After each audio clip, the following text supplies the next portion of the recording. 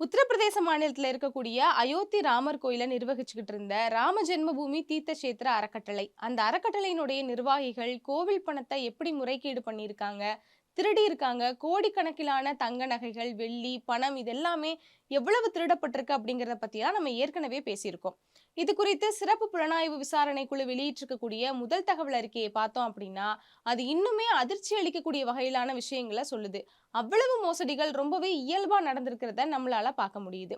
முதல்ல இந்த ராம ஜென்மபூமி அறக்கட்டளையினுடைய பொதுச் செயலாளரா அப்ப யார் இருந்தா அப்படின்னா சம்பத் ராய் அப்படிங்கிறவர் இருந்திருக்காரு. இவர் யாரு அப்படின்னா விஹெச்பியினுடைய மிகப்பெரிய ஒரு தலைவர் பொறுப்புல இருந்திருக்கிறாரு.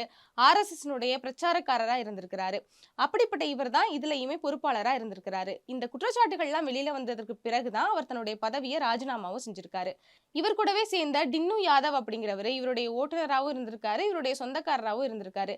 இவங்க 2 பேர் தான் இதுல முக்கியமான குற்றவாளிகளா பார்க்கப்படுறாங்க. அது மட்டும் இல்லாம ஒரு 150 பேர் மேல சந்தேகப்பட்டிருக்காங்க. 8 பேரை கைது பண்ணியிருக்காங்க. அந்த 8 பேர்ல முதல்ல இவங்க 2 பேர் தான் முக்கியமானவங்களா பார்க்கப்பட்டாங்க. ஏன் அப்படின்னா இந்த விசாரணைக்குழு விசாரணை நடத்த போகும்போது டின்னு யாதவ் தான் கையும் களவுமா மாட்டிக்கிறாரு. அவர் கையில தான் அந்த கருவூலத்தினுடைய சாவி இருக்கு, பணம் பரிமாற்றங்கள்லாம் நிறைய நடந்திருக்கு அப்படிங்கறதெல்லாம் அப்பவே கண்டுபிடிச்சிட்டாங்க. நம்ம அதை பத்தி பேசியிருந்தோம்.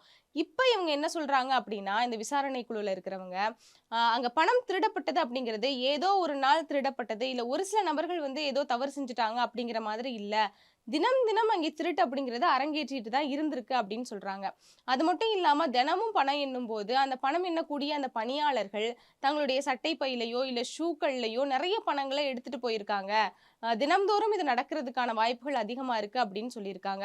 இது குறித்து அங்க கணக்கு பொறுப்பாளரா இருந்த மஹிபால் சிங் அப்படிங்கிறவரு அப்பவே சம்பத் ராய் கிட்டையும் அங்க இருக்கக்கூடிய நிர்வாகிகள் கிட்டையும் இந்த குற்றச்சாட்டை சொல்லியிருக்காரு.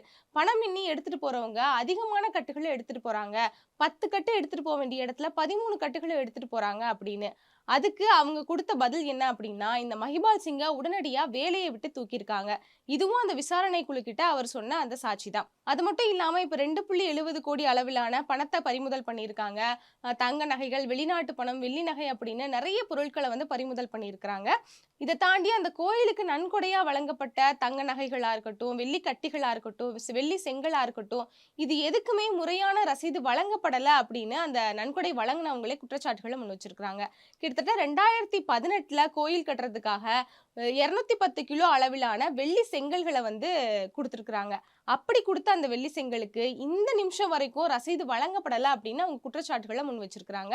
தங்க நகைகள் கோயிலுக்காக கொடுத்ததுக்கும் இப்ப வரைக்கும் எந்த ஒரு ரசீதுமே கொடுக்கல அப்படிங்கிறதையும் சொல்லியிருக்காங்க. சரி, இவங்க 2 பேர் மட்டும்தான் இந்த குற்றச்சாட்டுகள்ல ஈடுபட்டிருக்காங்களா அப்படின்னு கேட்டா கிடையாது. இந்த கைதான 8 பேர்ல இன்னொரு முக்கியமான ஒரு நபரும் இப்ப வெளியில வந்திருக்காரு. அவர்தான் அவினாஷ் சுக்லா. இவரு அங்க திருடின பணத்துல தன்னுடைய காதலிக்கு ஐபோன் வாங்கி கொடுத்திருக்கிறாரு. அதுவுமே இப்ப அம்பலமாயிருக்கு. அவர்கிட்ட இருந்து கிட்டத்தட்ட 20.39 லட்சம் பணத்தையும் பறிமுதல் பண்ணியிருக்கிறாங்க. இது மட்டும் இல்லாம தன்னுடைய குடும்பத்துக்கு 19 லட்சம் பணம் கொடுத்திருக்கிறாரு. தன்னுடைய சகோதரர் கல்யாணத்துக்கு 6 லட்சம் கொடுத்திருக்கிறாரு. எக்கச்சக்கமான இடங்களை வாங்கி குவிச்சிருக்கிறாரு அப்படிங்கிற குற்றச்சாட்டுகள் எல்லாம் வெளியில அதுவுமே இப்ப விசாரணையில அம்பலமாகி இருக்கு. இப்படி அங்க வேலை செய்யக்கூடிய ஊழியர்களுக்கு சம்பள பிடித்தம் போக வழங்கக்கூடிய பணம் அப்படிங்கிறது வெறும் 15,000 ரூபாய் தான். ஆனா அவங்க பேங்க் அக்கவுண்ட்ல எல்லாத்துலயுமே லட்சக்கணக்கிலான பணங்கள் டெபாசிட் செய்யப்பட்டிருக்கு. அவங்க பேர்ல சொத்துக்கள் வாங்கி குவிக்கப்பட்டிருக்கு. இது எல்லாமே நடந்திருக்கு. சரி, இப்போ இதெல்லாம் வெளியில வந்தா முதல்ல மாட்ட போறது யாரு அப்படின்னா இந்த டின்னு யாதவும் சம்பத் ராயும் தான். இப்படி அவங்க மாட்டாம இருக்கிறதுக்கு என்ன பண்ணிருக்காங்க அப்படின்னா கிட்டத்தட்ட 8 மாசத்துக்கும் மேலான சிசிடிவி காட்சிகளை டெலீட் பண்ணிருக்காங்க. அப்படி டெலீட் பண்ணது போக ஏப்ரல் மாசம் 27ஆம் தேதியிலிருந்து இப்ப ஜூன் 4 வரைக்கும் பார்த்ததுல தான் கிட்டத்தட்ட 70 சம்பவங்களை இந்த விசாரணை குழுக்கள் கண்டுபிடிச்சிருக்காங்க. அவங்க இன்னும் ஒரு முக்கியமான விஷயத்தையும் சொல்றாங்க. இப்படி இந்த சிசிடிவி காட்சிகள் டெலீட் பண்ணாம இருந்திருந்துச்சு அப்படின்னா திருடப்பட்டிருக்கக்கூடிய பணமும் நகைகளினுடைய மதிப்பும் அப்படிங்கிறது இன்னுமுமே ரொம்ப அதிகமா தான் இருக்கும். நம்மளால உடனடியா அதை கண்டுபிடிக்க முடியல அப்படின்னு விசாரணை குழு சொல்லியிருக்காங்க. இப்படி இதுல நடந்திருக்கக்கூடிய இந்த முறைகேடுகளா இருந்தாலும் சரி, திருட்டுகளா இருந்தாலும் சரி, இது எல்லாமே அந்த மாநிலத்தினுடைய முதல்வர் யோகிக்கு தெரியாம நடந்திருக்குமா அப்படிங்கிற கேள்வியும் எழும்புது. ஏன் அப்படின்னா வாரம் வாரம் யோகி ஆதித்யநாத் அந்த கோயிலுக்கு போவாரு அப்படிங்கிறது வழக்கமான ஒரு விஷயம் தான் அப்படின்னு எல்லாரும் சொல்றாங்க. இதுல இன்னொரு விஷயம் என்ன அப்படின்னா அந்த அறக்கட்டளையில தன்னையும் ஒரு ஆளா அமைச்சுக்கணும் அப்படின்னு யோகி விரும்பினதாகவும் அதுக்கு சம்பத் ராய் முட்டுக்கட்டை போட்டதாகவும் இன்னொரு விஷயமும் வெளியில வந்திருக்கு. இப்போ இவ்வளவு விஷயங்கள் நடந்திருக்கும் போது வாரம் வாரம் கோயிலுக்கு போகக்கூடிய ஒரு முதல்வருக்கு அந்த கோயில்ல இத்தனை நாளா நடந்துகிட்டு இருக்கக்கூடிய இந்த முறைகேடு தெரியாம இருந்திருக்குமா அப்படிங்கிற குற்றச்சாட்டுகளும் முன்வைக்கப்படுது. இது குறித்து யோகி கிட்டயும் நிச்சயமா வந்து விசாரணை நடத்தணும் அப்படின்னு பலரும் சொல்றாங்க.